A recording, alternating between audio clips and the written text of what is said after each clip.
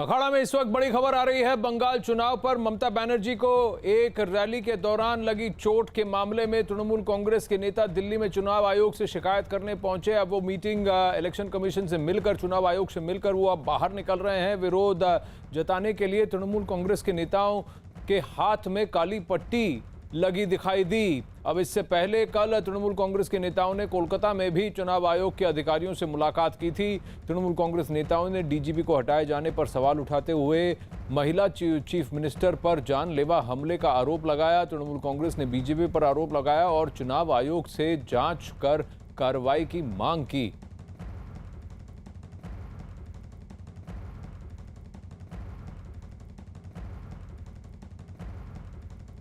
अब यही शौकत रॉय है जो जिन्होंने कल ये आरोप लगाया था कि प्रधानमंत्री के बयान के बाद ममता बनर्जी को चोट लगी। लेकिन दिलचस्प बात यह है कि ममता बनर्जी ने अब तक बीजेपी का नाम नहीं लिया है। ममता बनर्जी ने 2 दिन पहले चोट लगने के बाद गाड़ी में बैठते हुए कहा कि उन पर 4 या 5 गुंडों का हमला हुआ था।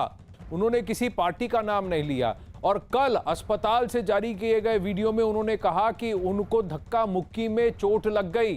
उन्होंने कहीं ये नहीं कहा कि उनके ऊपर आक्रमण हुआ था। तो ममता बनर्जी ने खुद अपने बयान को थोड़ा बदल दिया, लेकिन तृणमूल कांग्रेस के बाकी नेताओं ने बीजेपी को इसमें घसीट लिया है। उन्होंने डीजीपी के ट्रांसफर तक को लेकर इस मामले में घसीट लिया और कह दिया कि डीजीपी के ट्रांसफर के मामले की वजह से अब यहां पर उनके सिक्योरिटी में लैप्स था। संदीप बोल हमारे साथ जुड़ रहे हैं। लेकिन संदीप बोल, सबसे बड़ी बात यह है कि चुनाव आयोग के सामने इन्होंने क्या पेशकश रखी है। ये काली पट्टी बांधकर तो गए हैं, लेकिन खुद ममता बनर्जी ने आज तक बीजेपी का नाम नहीं लिया है।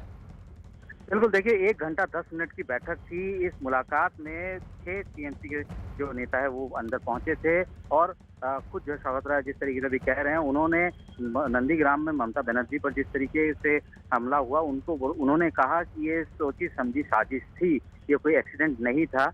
ये बात उन्होंने अंदर फुल बेंच यानी कि इलेक्शन कमिश्नर के साथ पूरा जो बेंच था वो उस वक्त मौजूद था और वही जो है अभी फिलहाल पढ़ के वो बता रहे हैं कि किस किस तरीके से जो है हालात वहां बने, कैसे जो है ममता बनर्जी पर हमला हुआ।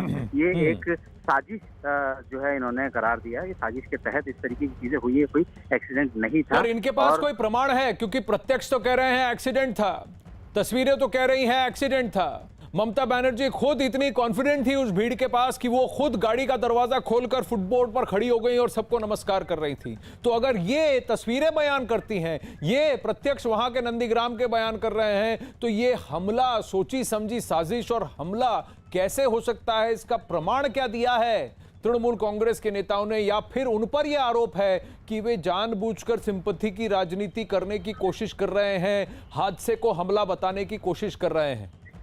चलिए संदीप, आपके अपडेट के लिए धन्यवाद। रुख वापस करते हैं बंगाल की ओर। चुनाव आयोग के सामने इनका हक बनता है कि वो अपनी बात रखें, वो रख रहे हैं। लेकिन अब हम वापस मुड़ते हैं नंदीग्राम की ओर, जहां नंदीग्राम के इस महासंग्राम में शुवेंदु अधिकारी